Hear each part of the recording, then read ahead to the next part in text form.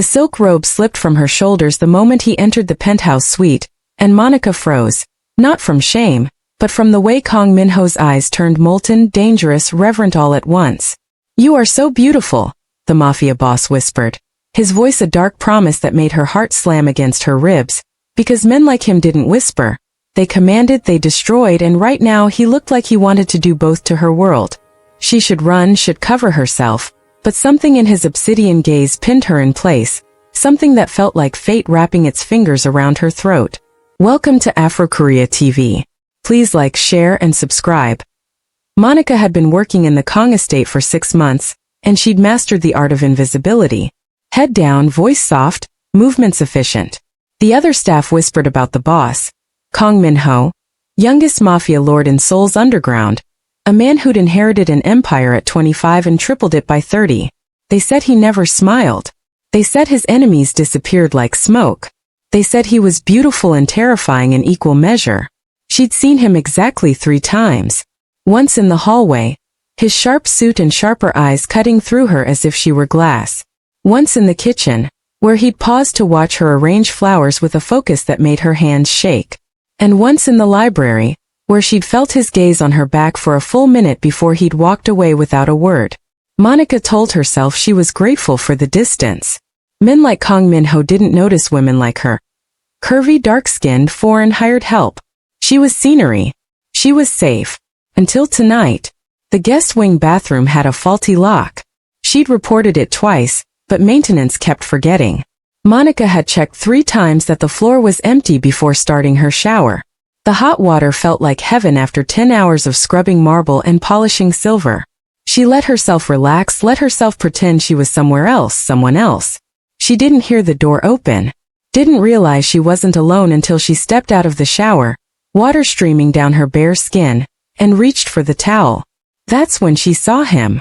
Kang Min-ho stood frozen in the doorway, his hand still on the handle, his entire body rigid. He'd clearly expected an empty bathroom. Instead, he got her naked, dripping, vulnerable. Monica's breath stopped.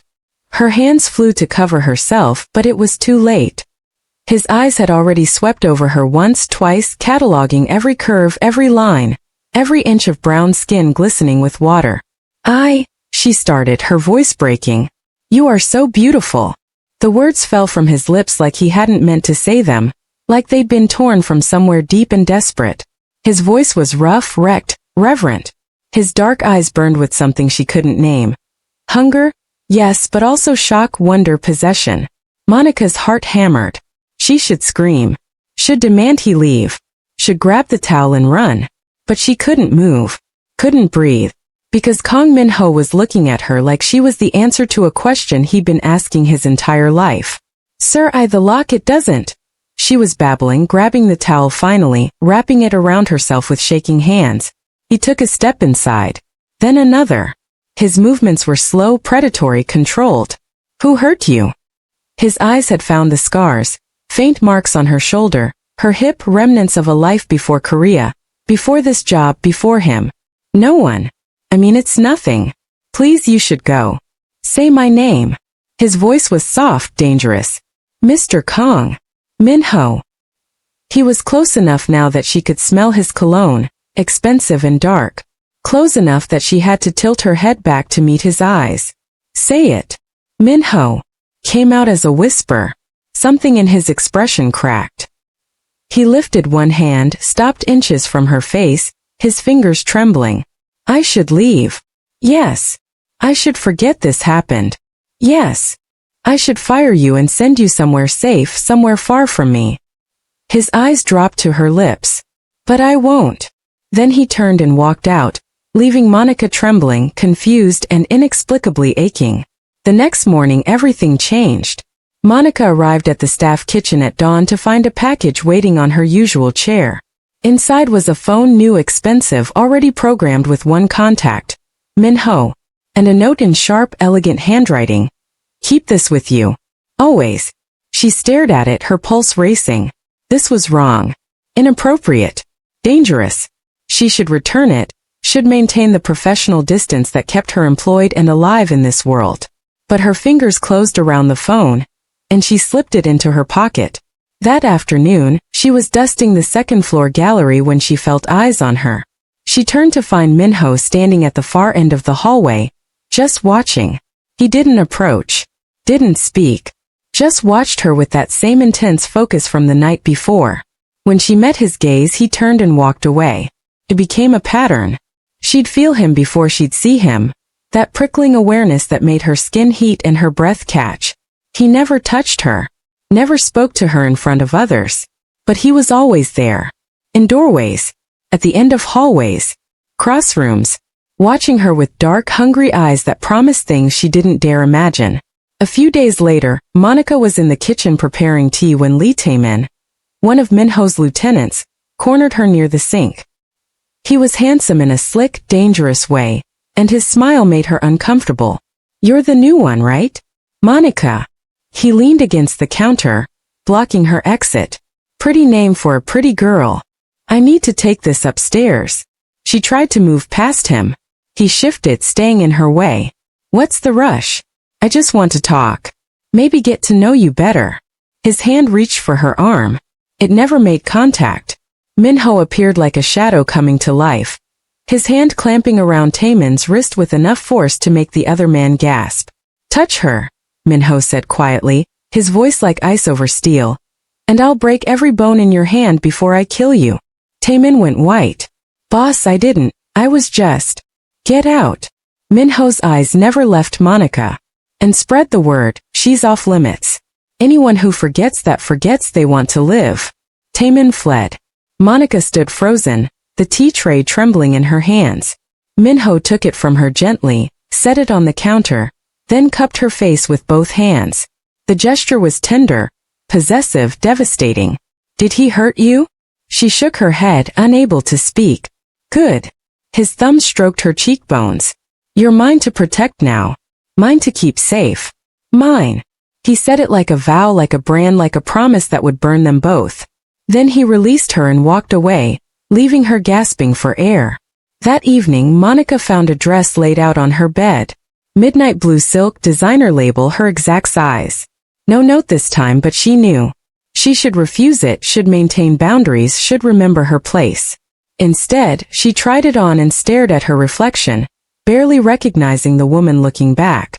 Later that night, she was walking back to the staff quarters when she heard shouting from Minho's office. She shouldn't eavesdrop, but something made her pause outside the partially open door. "You're losing focus." The voice belonged to Kang Dae-young, Minho's uncle and advisor. "This obsession with the maid is making you sloppy. The Yakuza are moving on our territory, the Russians want a meeting, and you're busy buying dresses. Careful." Minho's voice was lethal calm. "You're talking about the woman I intend to keep." "Keep?" "Minho, she's beautiful, strong, mine. Those are the only facts that matter. She's a liability. Your enemies will use her against you. Then I'll kill them all. Simple. Final. Absolute. Silence." Then Dae-young sighed. "You've never been careless before. Not once. But this woman, she's already under your skin." "No." Minho's voice dropped, rough with emotion. "She's already in my blood. And I'm not letting her go." Monica fled before she could hear more, her heart pounding, her mind spinning. This was insane. Impossible. She was nobody, a maid, a foreigner, a woman with nothing to offer a man like him. But the memory of his hands on her face, his voice calling her beautiful, his eyes promising forever, it made her ache in ways she didn't understand. The following morning, she found him waiting outside her room. "Walk with me," he said. Not a request. They walked through the estate gardens in silence, the early morning mist curling around them. Finally, Minho stopped near a fountain, turned to face her, his expression unreadable. "I'm not a good man, Monica. I know. I've killed people, hurt people, built an empire on blood and fear. I know. I should stay away from you. You deserve better. Safer." His jaw clenched. "But I can't. From the moment I saw you, really saw you, something inside me broke open. Or maybe it was already broken. And you're the only thing that makes me feel whole." He took her hand, his grip gentle despite his strength. "I want you. Not for a night, not for a game. I want you in my life, in my home, in my bed. I want to protect you, provide for you, keep you so close that no one can ever hurt you. And I know I'm selfish. I know I'm dangerous. But I'm asking anyway. Will you let me? Monica's eyes burned with tears she refused to shed. Why me? You could have anyone. Because you see me and you don't flinch. Because you're strong enough to survive in my world and soft enough to make me want to be better. Because when I look at you, I don't see an empire or an obligation. I see home. His free hand cupped her cheek. Because you're beautiful, Monica. And I'm already addicted. She should say no. Should run. Should protect herself from the inevitable heartbreak. But when he looked at her like that, like she was precious, essential, she couldn't remember why. This is crazy, she whispered.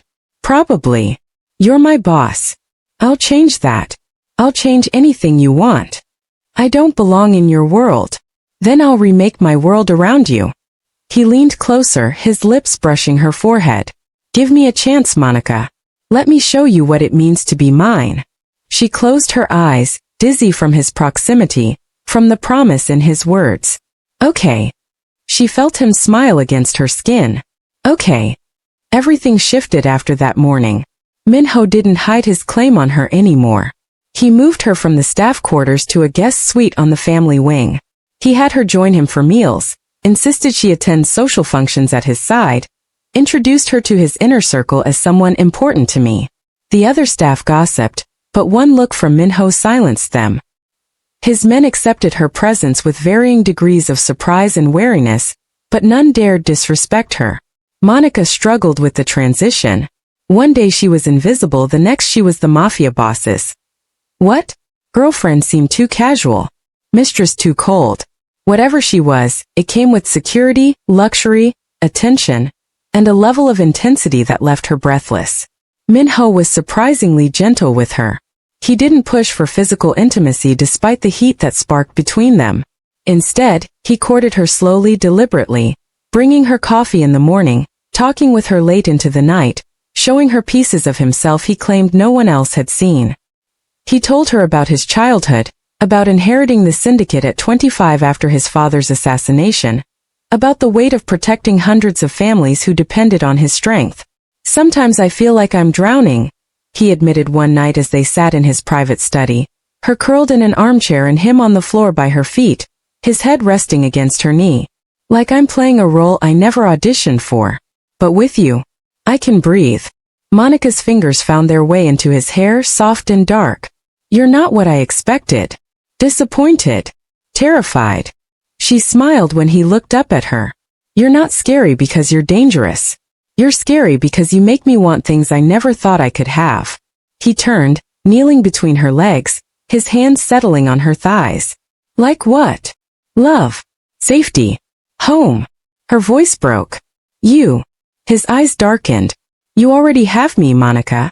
You've had me since that night. Maybe before. His hand slid up to her waist. I'm yours. Completely. Dangerously. I'd burn down the world for you. Don't.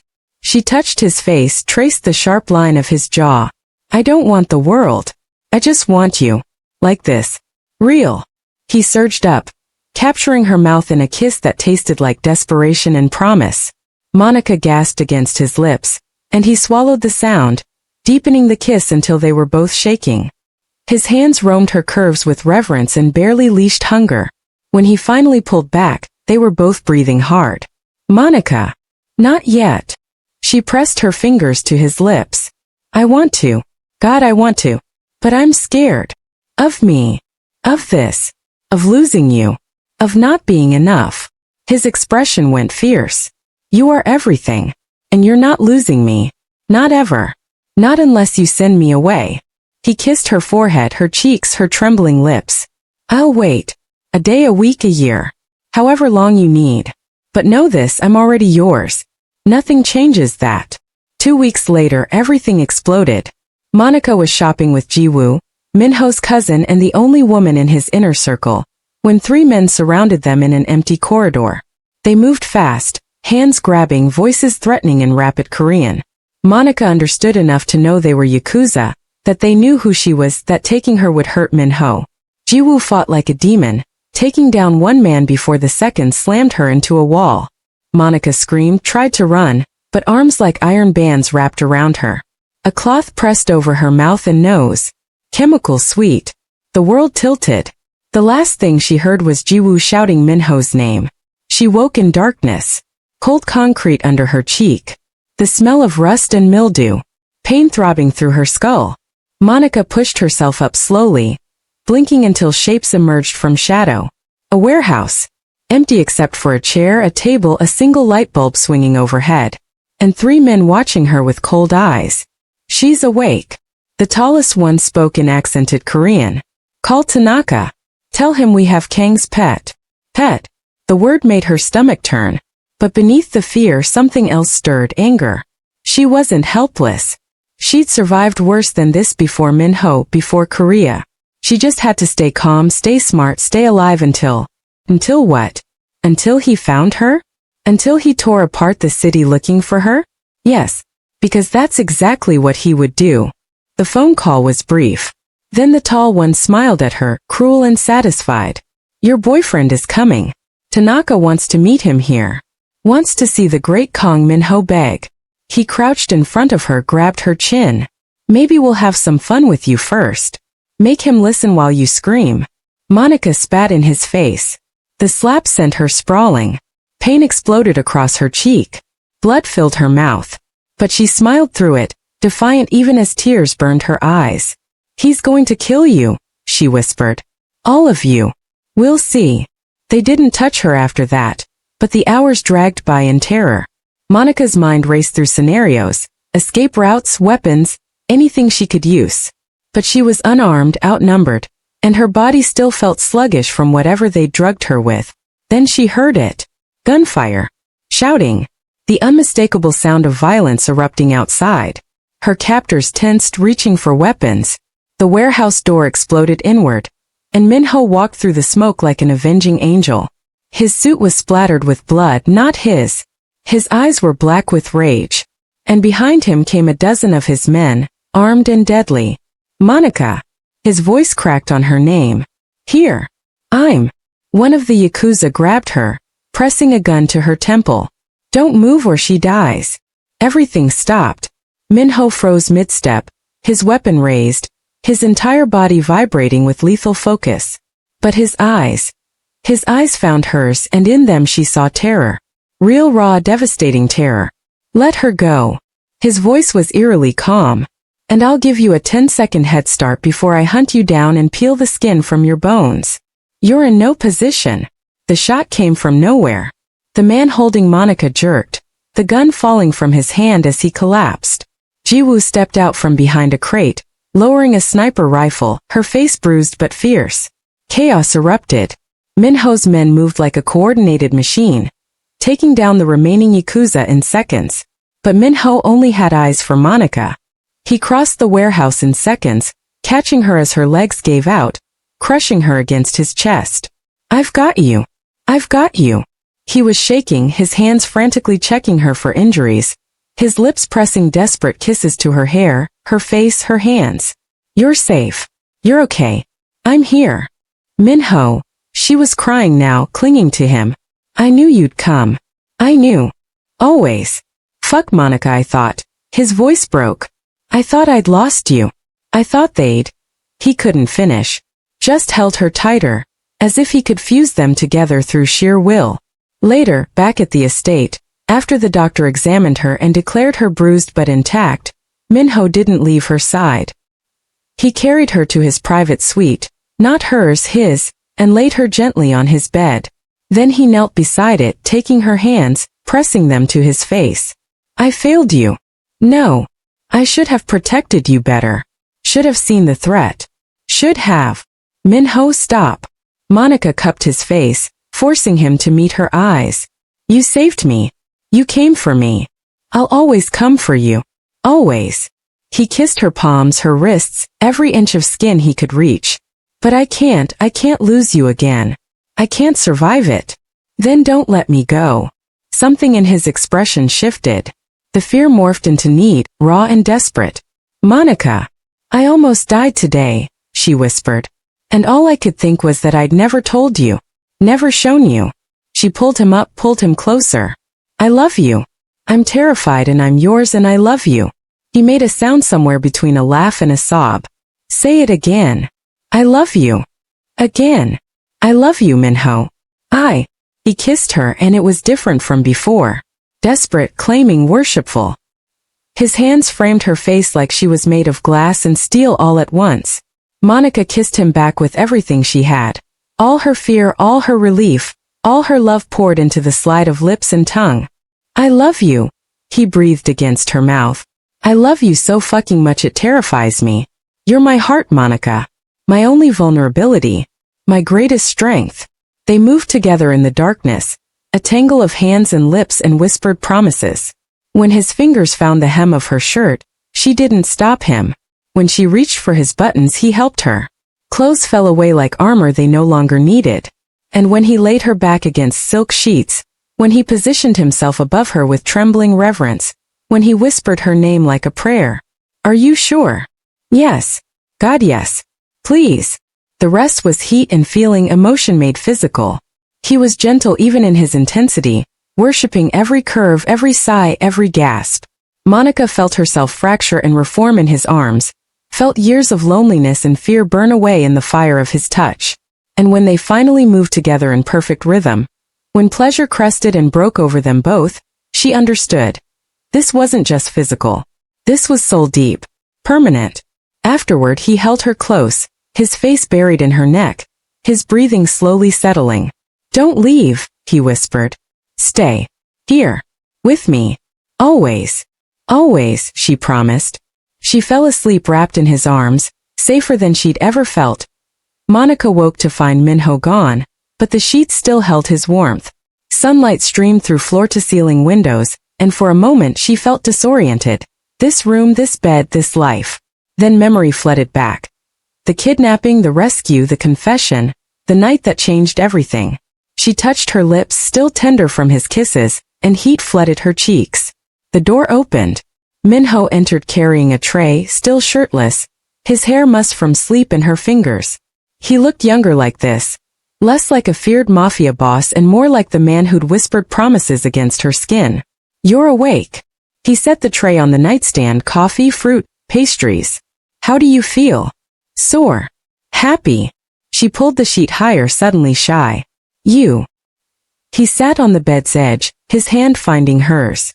Terrified I'll wake up and this will have been a dream. That you'll realize what you've done and run. His thumb traced circles on her palm. That I'll fail you again. Minho. I've made arrangements. His voice turned businesslike, but his eyes stayed vulnerable. Double the security. Jiwoo will accompany you anywhere outside the estate. I've sent messages to every syndicate in Asia. You're under my protection. Anyone who touches you signs their own death warrant. That's extreme. That's insufficient. He leaned closer. But it's a start. Monica, I need you to understand something. Last night wasn't just about desire or comfort. You're mine now. Completely. And I'm a possessive man. A jealous man. I won't share you, won't risk you, won't let you go. If that scares you, tell me now. She should be scared. Should feel trapped. Instead she felt cherished. What if I'm possessive too? What if I don't want to share you either? His smile was devastating. Then we're perfectly matched. He kissed her softly. Get dressed. I want to show you something. An hour later, they stood in front of a building in downtown Seoul. Elegant, modern, with her name on the deed Minho pressed into her hands. What is this? Options. He wrapped his arms around her from behind. A gallery space. Or a boutique. Or offices. Whatever you want. I know you gave up your dreams to survive, to take that job at the estate. But you don't have to anymore. This is yours. Build something. Create something. Be whoever you want to be. Tears blurred her vision. This is too much. It's not enough. It'll never be enough. He turned her to face him. I want to give you the world, Monica. I want to give you choices, freedom, safety. I want to watch you bloom knowing you chose to stay with me. Not because you had to, but because you wanted to. I do want to. Want you. Want this. She kissed him there on the street, not caring who saw. Even though you're crazy and overprotective and terrifying. And you're beautiful and stubborn and mine. He kissed her back, deep and possessive. Say it again. Yours. Again. Yours, Minho. Always yours. The next few weeks fell into a new rhythm. Monica began designing her gallery space, curating art from emerging African and Korean artists. Minho supported every decision, showing up at meetings, offering connections but never taking over. He let her build something of her own while making it clear she had his complete backing. But the criminal world didn't stop for love. Tensions with the Yakuza escalated after Monica's kidnapping. Tanaka, the man who'd ordered her capture, issued threats and ultimatums. Meanwhile, whispers spread through Seoul's underground. Kang Minho had a weakness now. His beautiful foreign woman. His Achilles heel. Monica felt the weight of it, felt eyes tracking her whenever she left the estate. Jiwoo stayed close, always armed, always alert. But the fear was constant, gnawing. One evening, Monica found Minho in his study, staring at intelligence reports, his expression dark. Talk to me, she said softly. He looked up, some of the hardness leaving his face. Tanaka's planning something. My sources say he's bringing in reinforcements from Tokyo. They want revenge for the men I killed rescuing you. This is my fault. No. He stood, crossed to her, gripped her shoulders. This is his fault for touching what's mine. For thinking he could hurt you and live. I should have killed him that night instead of just his men. Minho, you can't start a war over me. His laugh was bitter. I'd start 100 wars for you. Burn down every syndicate in Asia. I'd watch the world explode before I let anyone take you from me again. He pressed his forehead to hers. You don't understand. You're not just the woman I love. You're the only thing in my life that's real. That's good. I won't apologize for protecting that. Then let me help. Let me be part of this instead of just someone you protect. He pulled back, studied her face. What are you saying? I'm saying I'm not fragile. I survived before you, survived things you don't know about. And I'm smart. I speak languages your men don't. I can think differently because I wasn't raised in this world. She took his hands. Use me. Trust me. Let me be your partner, not just your weakness. Something shifted in his expression. Surprise, respect, heat. You are nothing weak, Monica. You're my strength. He kissed her hard. Okay. But you follow orders. You stay safe. And if I say run, you run. Deal. Deal. 2 days later, Monica sat in a cafe across from a woman named Yuki, Tanaka's niece, who Jiwoo's intelligence suggested was unhappy with her uncle's leadership. Monica, fluent in Japanese from years working in Tokyo before Korea, made the approach seem accidental, friendly. You're Kang-san's woman, Yuki said quietly, switching to Japanese. Everyone knows. You're brave or foolish to be here alone. I'm neither. I'm just someone who understands what it's like to be underestimated. Monica sipped her coffee. Your uncle thinks I'm a weakness. He's wrong. But then he's wrong about many things, isn't he? Like how his own people feel about his leadership. Yuki's eyes narrowed. Careful. I'm always careful. But I'm also observant. And I've heard whispers that Tanaka's obsession with revenge is costing your family. That younger members want peace, want to focus on business instead of blood feuds. Monica leaned forward. What if there was another way? What if the next generation could lead? You're talking about betrayal. I'm talking about survival. About choosing life over pride. Monica held her gaze. Minho doesn't want endless war either. He wants stability. If Tanaka stepped down, retired, relocated, whatever, the conflict ends. Your family prospers. Everyone wins. Except my uncle. Your uncle chose this path when he ordered my kidnapping. Now he can choose a different one. Live in exile with his wealth intact. Or refuse, and... She didn't finish. Didn't need to. Yuki was silent for a long moment. Then, I'll talk to the others. No promises. That's all I ask. Monica reported everything to Minho that night. He listened, his expression unreadable, then pulled her into his lap. You're brilliant. And terrifying. And perfect. He kissed her neck. But if you ever take a risk like that without backup again, I'll lose my mind. Jiwoo was across the street with a sniper rifle the entire time. He relaxed slightly. Good. Still, my heart can't take much more. His hand slid under her shirt. I need you. Now, let me. Yes. She didn't need to hear the rest. A week later, word came. Tanaka had agreed to retire to a compound in Hokkaido. The Yakuza would honor the truce. Yuki's faction had prevailed.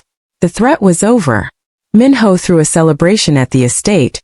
His inner circle, key allies, even some neutral parties. Monica wore emerald silk, Minho's arm around her waist all evening, his pride in her obvious to everyone. But halfway through the night, she noticed him watching her with an intensity that made her breath catch. When their eyes met, he gestured toward the door. She followed. He led her to the rooftop garden, where Seoul glittered below them like fallen stars. The night air was cool, carrying the scent of jasmine. I have something for you. He turned to face her, and suddenly he was kneeling, pulling a small box from his jacket. Monica's heart stopped. I know it's fast.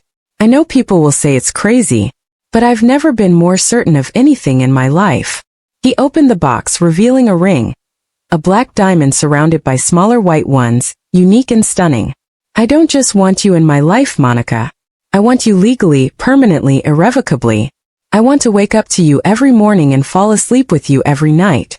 I want to build a family with you, grow old with you, die knowing I loved you better than anyone else ever could. His voice roughened. Marry me. Be my wife. Let me spend the rest of my life proving you made the right choice. Tears streamed down her face. You're right. This is crazy. His expression faltered. But I don't care. Yes. God, yes. She pulled him up, kissed him through tears and laughter. Yes, I'll marry you. Yes to everything. He slid the ring onto her finger with shaking hands, then kissed her with such tenderness and passion that she forgot they were on a rooftop, forgot the party below, forgot everything except the feel of him and the promise between them. I love you, he whispered against her lips. My beautiful, brilliant, brave Monica. I love you. I love you too. My terrifying, possessive, perfect Minho. They married 3 months later in a private ceremony, just his inner circle and the family she'd built in Seoul. Monica wore white lace, Minho wore a black suit, and when they exchanged vows there wasn't a dry eye in the room. I promise to protect you, Minho said, his hands holding hers. To cherish you. To give you freedom and safety in equal measure. To love you even when you're stubborn and reckless and drive me insane. You're my home, Monica. My only peace. And I'll spend every day proving I deserve you. I promise to trust you, Monica replied, tears falling freely. To stand beside you, not behind you. To be your partner in everything. To love you even when you're overprotective and jealous and impossible. You're my safety, Minho. My heart. And I'll spend every day choosing you. When he kissed her, sealing the vows, the room erupted in applause. Their honeymoon was 2 weeks in a private island villa. No phones, no business, just them. They spent days swimming, talking, making love until they were both exhausted and happy. Minho was different there, without the weight of his empire. Playful, relaxed, young. And Monica felt herself bloom in ways she never thought possible. I want this forever, she whispered one night, wrapped in his arms under the stars. You have it. You have me. Forever.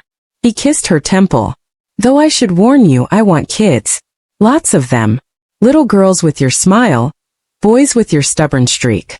She laughed. Lots. 3? 4? We can negotiate. He rolled, pinning her beneath him with a wicked smile. But we should probably practice first. Practice makes perfect. Exactly.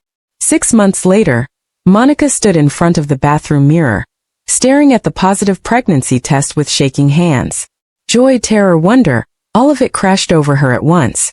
Minho found her there, immediately dropping to his knees, his hands on her still flat stomach, his eyes wet. We're having a baby, she whispered. We're having a baby. He pressed his face to her stomach, his shoulders shaking. I'm going to be a father. You're going to be a mother. We're going to. He looked up at her, grinning through tears. I love you so much. Both of you. All of us. This family we're building. I'm scared, she admitted. Me too. Terrified. But we'll figure it out together. He stood, cupped her face. You've made me believe in good things again, Monica. in love, in family, in a future that's more than just survival. He kissed her softly. Thank you. For choosing me. For staying. For making me want to be better. You are better. You always were. You just needed someone to see it. The pregnancy was smooth. Minho was hilariously overprotective, wrapping her in bubble wrap metaphorically and sometimes literally. He cut back on dangerous operations, delegated more, built a legitimate business empire alongside the criminal one, giving their child options, he said. A choice to be part of his world or build something different. Their daughter was born on a spring morning, tiny and perfect, with Monica's dark skin and Minho's sharp features. They named her Mina, beautiful name, Minho said, for their beautiful girl who'd made him believe in new beginnings. Monica held her daughter, watched Minho cradle them both with such awe and tenderness, and knew, this was everything. This messy, complicated, beautiful life they built from attraction and danger and impossible love. Thank you, Minho whispered, kissing Monica's forehead while Mina slept between them. For giving me this. For giving me everything. You saved me first, Monica reminded him. That night in the bathroom when you looked at me like I was beautiful, you saved me from invisibility. From believing I wasn't worth loving. You've always been worth loving. Worth everything. He traced Mina's tiny fingers. And now we get to teach her that. Teach her she's powerful and loved and can be anything she wants. As long as she doesn't bring home someone like you, Monica teased. He laughed. Absolutely not. I'll have Jiwoo run background checks on any future boyfriends. And I'm buying a shotgun. Minho. Kidding. Mostly. He kissed her soft and sweet. I love you, Mrs. Kong. I love you too, Mr. Kong. My beautiful, terrifying mafia boss who fell for his maid. Best decision I ever made, not closing that bathroom door. Monica laughed, and in that moment, surrounded by her husband and daughter, safe in the empire he'd built and the love they'd fought for, she knew she'd finally found home. Not in a place. Not in a country. But in the arms of the man who'd looked at her like she was beautiful and meant it with his whole dangerous, devoted heart. Thank you for reading this dark romance journey on Afrokorea TV. If you enjoyed Monica and Minho's story, please like, share, and subscribe for more passionate tales of love conquering danger, fear, and impossible odds. See you in the next story. 2 hearts.